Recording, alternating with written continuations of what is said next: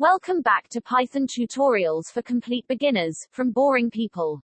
In this video, we will walk you through how to install Python to your computer, set up the environment to start coding, and download the exercises from GitHub. We are going to do this on Mac, so if you are using a Windows computer, check out the video up here. If you already have Python installed for your computer, you can look into the description section below. We put a timestamp where we start the next part, so feel free to skip ahead if you want. Let's get started. For a Mac, Python usually comes pre-installed. To check if Python is pre-installed, let's open up our terminal. Within our terminal, let's type this line of code, Python 3 version, and press enter. If the result is Python 3x, you are good to go. If the result is otherwise, you will need to go to the website python.org/downloads and press the download button here. Simply open this up and install it as any other software. After installing, let's check again in the terminal. Don't forget to close the previous terminal session and open up a new terminal to make sure that the terminal is updated. You now should see this same result appears in your terminal. You just successfully install Python for your computer. Let's open up the Python package. You can see that the Python package provides you with a code editor called idle. You can use idle to code. But let's check out the next part where we walk you through how to set up a more proper environment. Throughout this course, we will install and code on an IDE, which is short for Integrated Development Environment. Integrated Development Environment is a software application that provides comprehensive facilities to coders. Some facilities can be named as code editor, automation tools, or debugger. At the start, even though there is not much difference between using a simple editor, like idle, or using an IDE to code, we highly recommend you to start using and get yourself familiar with production-level tool like IDE. Sooner or later, you will need to get your hands on an IDE, so why not start early, right?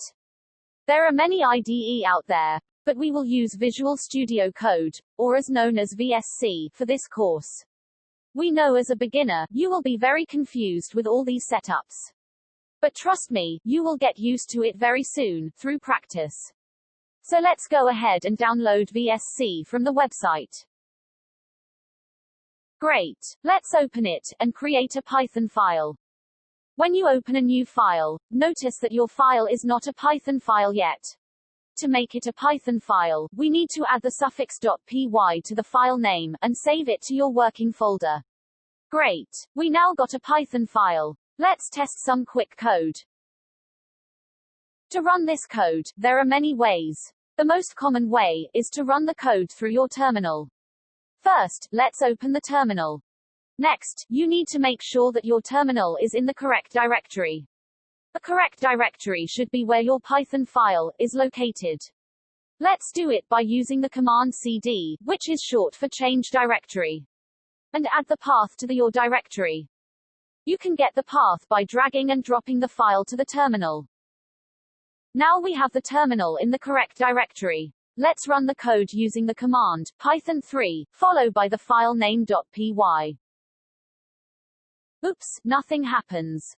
This is because you have not saved the content inside file, so the terminal is technically running an empty file. Let's not forget to save the file using the shortcut command, followed by the letter S. VSC actually gives you a good way to spot an unsaved file. There will be a dot appears here. Notice that the dot will disappear after you save the file. Okay, we are good to go now. Awesome. Although using terminal is the most common way to run code, it will take several steps to get there. At the start, we will have a lot of short pieces of code to run, so let's see how we can save our time by reducing the steps down to just one step. Let's first spend a few seconds to get to know about some features on VSC. I will expand the sidebar and the activity bar of VSC. Let's take a quick tour to these buttons. This first button allows you to open a folder or a file from your computer. This second button here allows you to search for a file in your computer. The final button here allows you to install Python supporting packages, or extensions. During our course, we will use an extension called AREPL, to quickly run code in one step. Let's open and install it. After installing, you will see this icon on the top right corner. Let's press this button to open the extension, and see how we can run our Python code. Let's write a line of code. By default, the code will be executed as you type. But this might be irritating sometimes. If you have not finished typing your code, and the code run as you type, the error message will appear until you finish typing the code. If you don't want the code to be executed as you type, you can open the setting, scroll all the way down to the bottom, change this setting from default to on save. Now, the code will only executed when you save the file. Let's try it out. So write a line of code, and save it, it will be executed. Write another line of code, and save it, now this bug only shown when you save the file. Last off, we highly recommend you to arrange your computer screen like this. Through many studies on effective learning, we learn that the best way to learn to code, is to code as you learn. So let's keep one side of the screen to watch the video, and another side to practice coding right on the spot. Let's change the coding layout, to make the extension view lie at the bottom of the editor like this. It will save you extra spaces. Also, let's hide these bars to save you a bit more space if you don't need to use it now.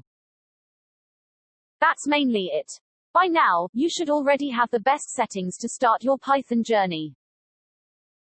Last up, let's make sure you have access to the coding exercise.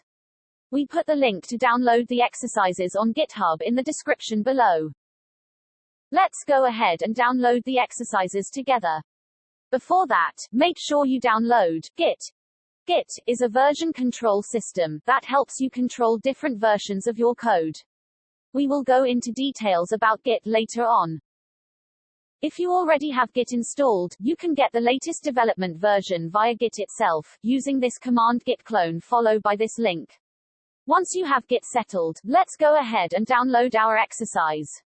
Within your terminal, using the command cd to change the directory to any folder where you want to store the exercises. You can get the path of the directory by dragging and dropping one of its file to the terminal. And delete the file name. There you go, you got the name of the path to the directory.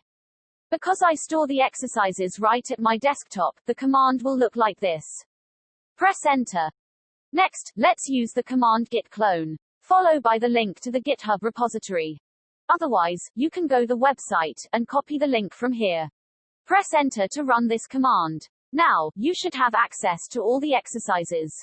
Let's open the folder you selected at the beginning to check. We are good to go. Up next, you will get to learn about the very first programming syntax in Python. Thanks for watching. Don't forget to like and comment if you find this video useful. And subscribe for more future videos.